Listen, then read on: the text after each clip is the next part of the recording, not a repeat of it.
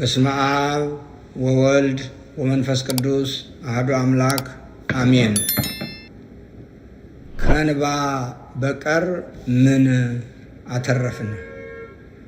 በተለያየ የኑሮ ሁኔታ ሆናችሁ በመላው ዓለም የምትገኙ ኦርቶዶክሳውያን ወገኖቻችን በሙሉ ከሁሉ አስቀድሞ በአምላካችንና በመድኃኒታችን በኢየሱስ ክርስቶስ ሰላም ፍጹም የሆነ ሰላምታ እናቀርብላችኋለን። በዓለም ሳላችሁ መከራ አለባችሁ እንዳለ መድኃኒታችን ኢየሱስ ክርስቶስ በዚህ ወቅት ቦታና ጊዜ ሳይገድበው የመከራ እሳት የማይገርፈው የዓለም ክፍል የለም።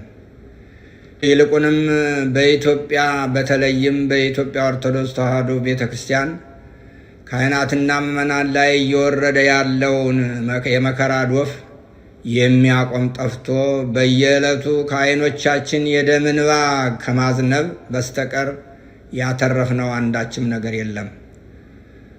እንባችን የሚያብስ ጠፍቷል።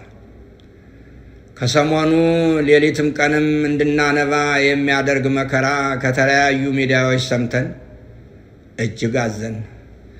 ዓይኖቻችን እንቅልፍ አልባ ሆኑ።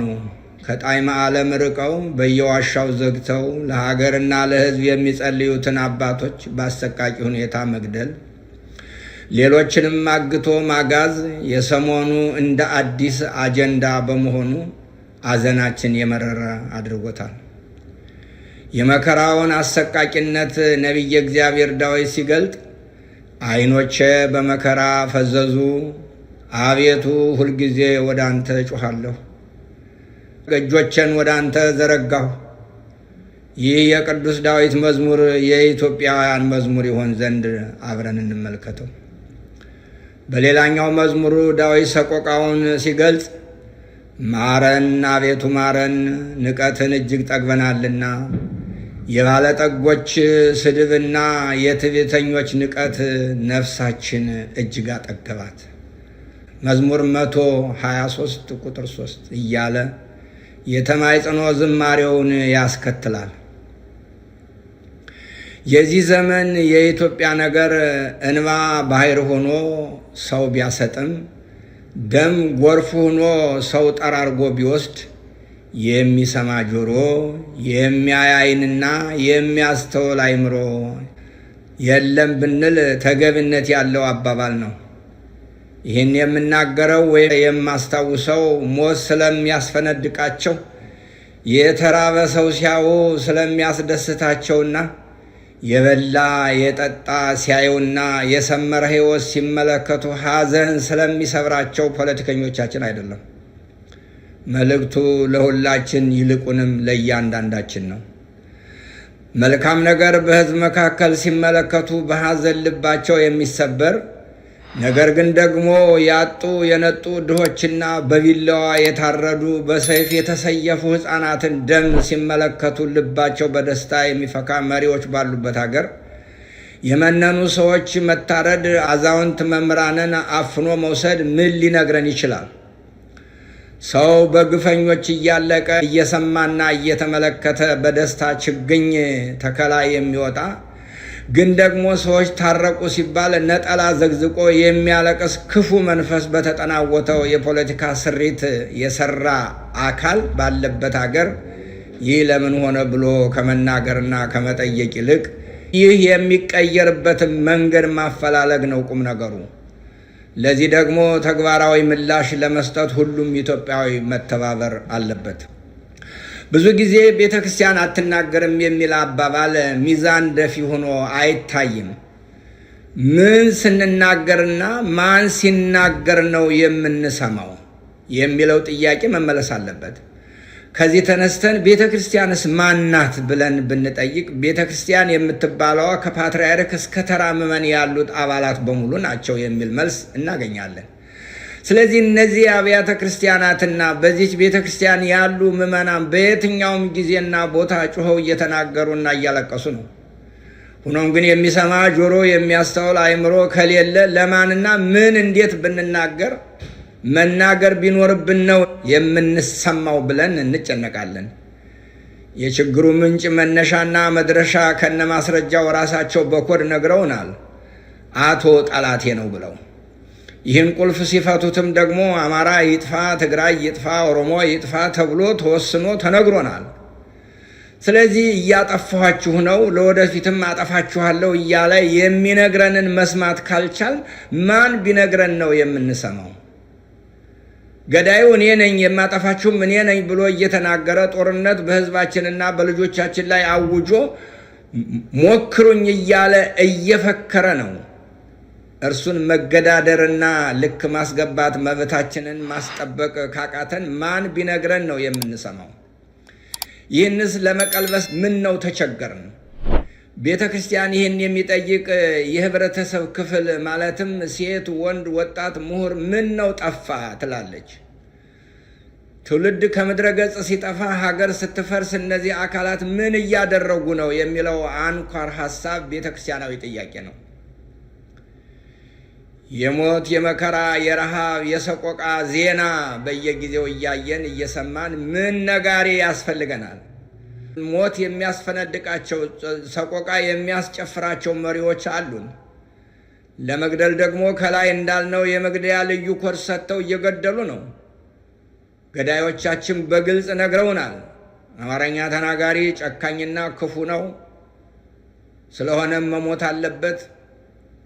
ኦሮሞኛ ተናጋሪውም ስለማይታመን፣ ትግረኛ ተናጋሪዎችም ስለሚጨቁኑ መጥፋት አለባቸው እያሉ ይህንን ክፉ ሰይጣናዊ ስራ የሚሰራ አካል አቁም በማለት መስራትና መናገርም ያለብን ሰዋዊ ግዴታችን ነው።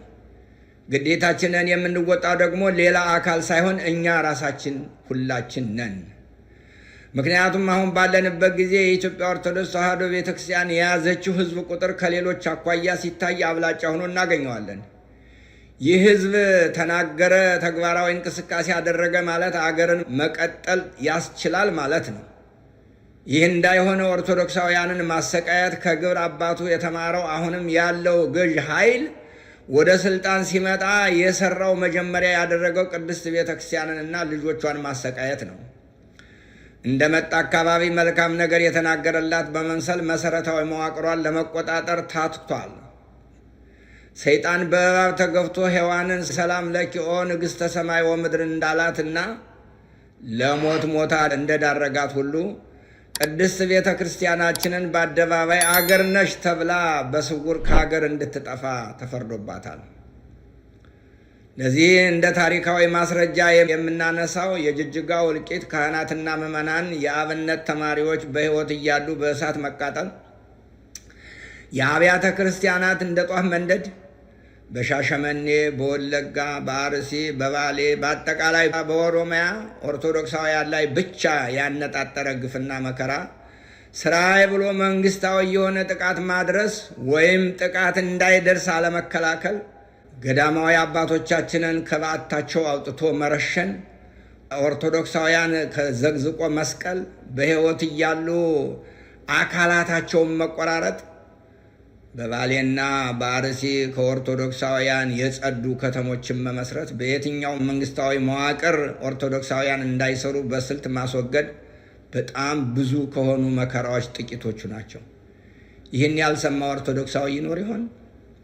ስለዚህ እንደ ነቢዩ ኤርምያስ ዛሬ እንዲህ እናለቅሳለን። በአባቶቻቸው ዘመን ያደረጉትን በደል ነቢዩ ኤርምያስ የደም እንባ አስለቅሶታል። በዚያ ዘመን በደል ኤርምያስ እየተንሰቀሰቀ የተናገረው አሁን እኛ ለመጻፍ እንኳን ሞራል ያንሰናል። ምክንያቱም ኤርምያስ የዛሬ 3000 ዘመን የተናገረው አሁንም በእኛይቷ ኢትዮጵያ እየተደረገ ስለሆነ ነው። ነቢዩ እንባውን እያነባ የተናገረው እኛ እያለቀስን እንመልከተው። ተወግተው ስለሞቱ ስለ ሕዝቤ ሴት ልጆች ሰዎች ሌሊትና ቀን አልቅሱ። አለቅስ ዘንድ ራሴ ውሃ ዓይኔም የእንባ ምንጭ በሆነልኝ። ስለታረዱ ወገኖች ቀንና ሌሊት አለቅስ ዘንድ ምነው ራሴ የውሃ ምንጭ በሆነ፣ ምነው ዓይኖቼ የእንባ መጉረፊያ በሆኑልኝ ይላል በሌላው አዲስ ትርጉም። ነቢዩ እንዲህ ያነባበትን ምክንያት በተሰበረ ልብ በምሬት ሆኖ ይናገራል። ከሕዝቡ ክፋት የተነሳ ብቸኛ ሆኖ ሰው እያለ ከሰው ርቆ ለመኖር ምርር ብሎ እያለቀሰ መጠለያ ፍለጋ ሲንከራተት እንመለከታለን። ከዚህም ጋር አመንዝራና ክፉ ነገረኛ ነውረኛ ትውልድ ጋር ከመኖር በምድረ በዳ ተንከራትቼ ከአውሬ ጋር በበረሃ ብኖር እመርጣለሁ ብሏል። ዛሬስ የኛ ምርጫ ምን ሊሆን ይችላል?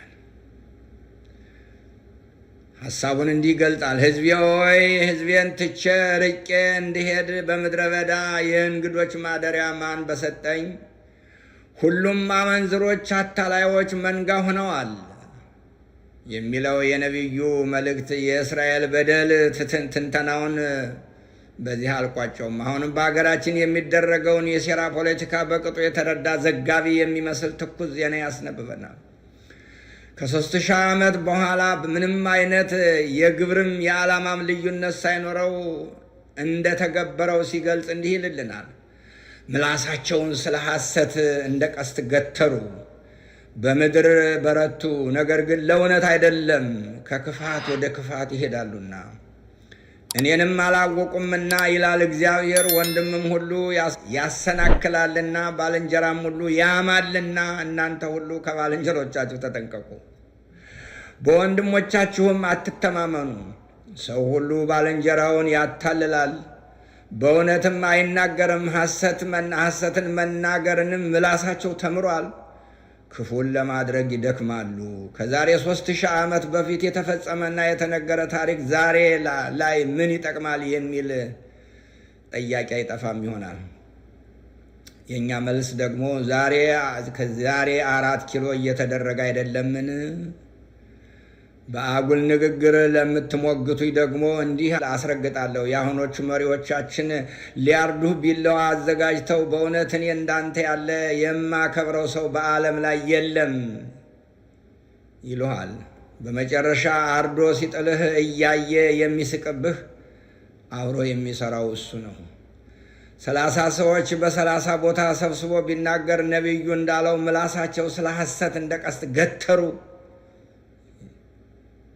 መልሱ ለ30 ሁሉ የሚወዱትን እንጂ እውነቱን ሳይነግርህ የሚውለው በስራ ሲተረጎም የማይችል የቅዠት ነገር አይደለምን? አንተን የሚያወራህስ የራሱን የውሸት ስራ ከሰራ በኋላ አይደለምን? ለዚህ ሁሉ ከወዳጁ ይጠንቀቅ የተባለው ሲያብራራው ወንድም ሁሉ ያሰናክላልና ባልንጀራም ሁሉ ያማልና እናንተ ሁላችሁ ከባልንጀሮቻችሁ ተጠንቀቁ፣ በወንድሞቻችሁም አትተማመኑ። ይሄ ዛሬ ኢትዮጵያ አይሰራም ወይ? ይሄ ዛሬ በኢትዮጵያ ውስጥ ስንቶቹ በወንድሞቻቸው ታረዱ? ስንቶችስ በጓደኞቻቸው ተከዱ? አገርስ ስንት ጊዜ ደማች? ምን አይነት ፍርጃ ነው? እንዴት ሰው ከወንድሙ ሊጠነቀቅ ይችላል? ነገር ግን ዛሬ ይህ በእኛ እየተከናወነ አይደለምን? በምድራችን የለም አይደረግም ብሎ ሊከራከር የሚችል አለ? ይህስ ያላስለቀሰ ምን ያስለቅሳል? ኧረ በቃን ወገኖቼ፣ ኧረ ይብቃን ወገኖቼ። ሁላችን እንተባበር። የደጋጎች አባቶቻችን አምላክ በሰማዕትነት ያረፉትን ገዳማውያን አበውን፣ በሃይማኖታቸው ምክንያት የሞት ጽዋ የተጎነጩት ካህናትን፣ ምዕመናንንና ለጋ ወጣቶችን፣ የሕፃናትን ነፍስ ዕረፍተ መንግሥተ ሰማያት ይስጥልን እያልኩና እየተማጸንኩ በደረሰውና እየደረሰ ባለው ሞት፣ መከራ፣ ረሃብና ስደት የተሰማኝን ልባዊ ሐዘን እገልጻለሁ። እግዚአብሔር አምላካችን ከዚህ መከራ ይጠብቀን። የቅዱሳን አማላጅነትና ረድኤት በአገራችንና በምድራችን ይሁን።